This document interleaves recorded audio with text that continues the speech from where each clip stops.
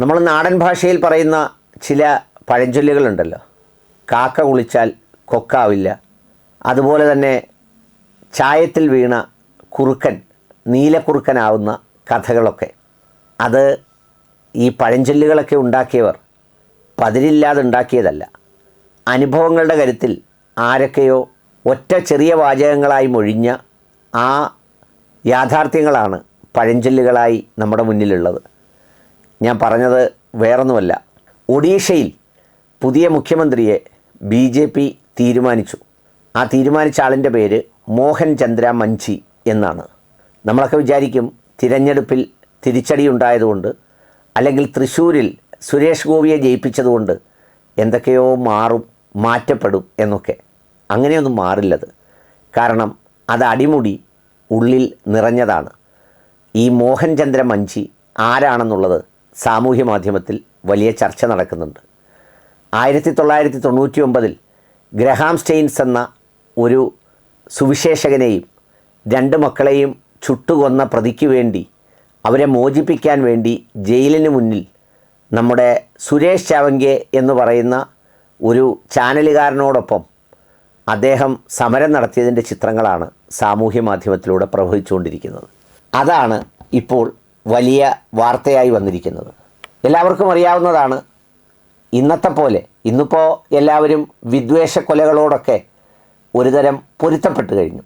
അത് കേൾക്കുമ്പോൾ അത്രമേൽ ഞെട്ടലൊന്നും ഉണ്ടാകാറില്ല.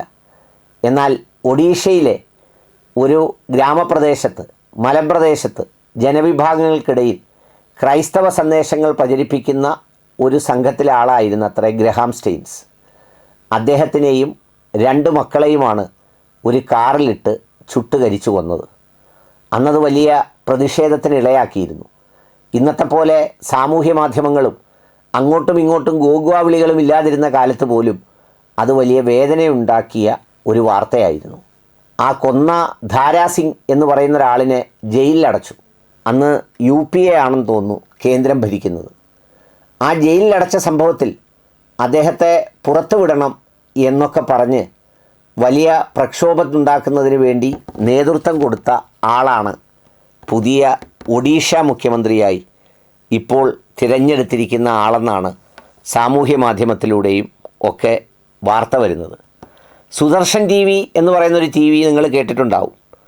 അതിൽ പണ്ട് സിവിൽ സർവീസ് ജിഹാദിനെക്കുറിച്ചൊക്കെ പ്രസ്താവന ഇറക്കി കോടതി ശിക്ഷിച്ച ഒരു മഹാനായ മനുഷ്യനാണ്.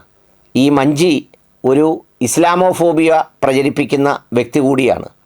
2022 സെപ്റ്റംബറിലാണ് ഇദ്ദേഹവും ഈ സുരേഷ് ചവാങ്കയും കൂടി ഈ പ്രതികളെ കാണാൻ ജയിലിൽ ചെന്നത്. എന്നിട്ട് പ്രതികളെ ഉടൻ മോചിപ്പിക്കണം എന്ന് പറഞ്ഞുകൊണ്ടാണ് അതിനു മുന്നിൽ ധർണയിരുന്നത്. ഒഡീഷയിലെ മനോഹർപൂർ എന്ന് പറയുന്ന സ്ഥലത്ത് കുഷ്ഠരോഗികളായ മനുഷ്യർക്കിടയിൽ പ്രവർത്തിച്ച, അവർക്ക് വേണ്ടി ജീവിതം ഒഴിഞ്ഞുവെച്ച ഒരാളായിരുന്നു സ്റ്റെയിൻസ് എന്ന് പറയുന്നത്. അന്ന് ലോകത്തിൽ നടന്ന ഏറ്റവും ക്രൂരമായ കൊലപാതകങ്ങളിൽ ഒന്നായി അതിനെ കണ്ടിരുന്നു. അന്നത്തെ രാഷ്ട്രപതി KR നാരായണൻ അടക്കമുള്ളവർ അതിന് വളരെ ക്രൂരമായ പ്രവൃത്തി എന്ന പേരിൽ അപലപിക്കുകയും പ്രതിഷേധിക്കുകയും ഒക്കെ ചെയ്തു. അദ്ദേഹത്തിൻ്റെ ഭാര്യ ഗ്ലാഡിസും മകൾ എസ്തറും കൂടെ ഇല്ലാത്തതുകൊണ്ട് 2 പിഞ്ചു കുഞ്ഞുങ്ങളെയും ആ മനുഷ്യനെയുമാണ് പെട്രോൾ ഒഴിച്ച് കത്തിച്ചത്. സംഭവത്തെക്കുറിച്ച് അന്വേഷിച്ചവർ പറഞ്ഞത് ആ പ്രവൃത്തിയിൽ എന്തെങ്കിലും നിർബന്ധിത മതപരിവർത്തനം ഒന്നുമില്ല എന്നുള്ളതായിരുന്നു. 2003 ഗോർധയിലെ വിചാരണ കോടതി ധാരാസിംഗ് എന്ന് പറയുന്ന ഈ ക്രൂരന് വധശിക്ഷയും 12 പേർക്ക് ജീവപര്യന്തവും ശിക്ഷിച്ചു. പിന്നെ ഒഡീഷ ഹൈക്കോടതി എല്ലാവരുടെയും പ്രവൃത്തി ജീവപര്യന്തമാക്കി. ഒരു മുസ്ലിം വ്യാപാരിയെയും ഒരു ക്രിസ്ത്യൻ മിഷണറിയെയും കൊലപ്പെടുത്തിയ കേസുകളിലും സിംഗിന് തടവ് ശിക്ഷ വിധിച്ചിരുന്നു.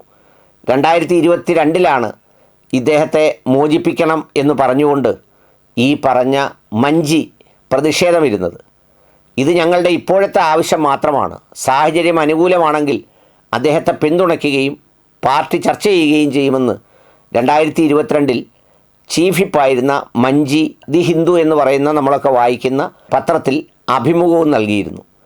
ഇത്തവണ ഗോത്രവർഗക്കാർക്ക് ആധിപത്യമുള്ള കിയോഞ്ചർ എന്ന് പറയുന്ന അസംബ്ലി സീറ്റിലാണ് അദ്ദേഹം മത്സരിച്ചത്. 2009 14 അദ്ദേഹം പരാജയപ്പെട്ടിരുന്നു.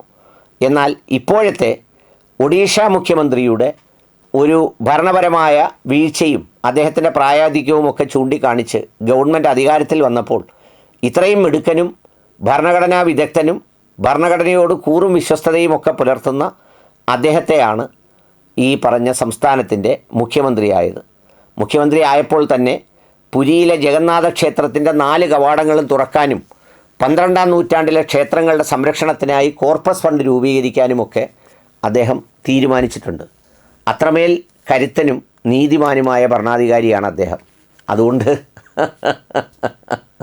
സുരേഷ് ഗോപിയെ ജയിപ്പിച്ചാൽ ഇന്ത്യ മുഴുവൻ മാറും എന്നൊക്കെ വിശ്വസിക്കുന്നവർ ഇത്തരം വാർത്തകളിൽ കൂടി ഒരു ശ്രദ്ധ പുലർത്തണമെന്നുള്ളതാണ് എൻ്റെ വിനീതമായ ഒരു അഭ്യർത്ഥന.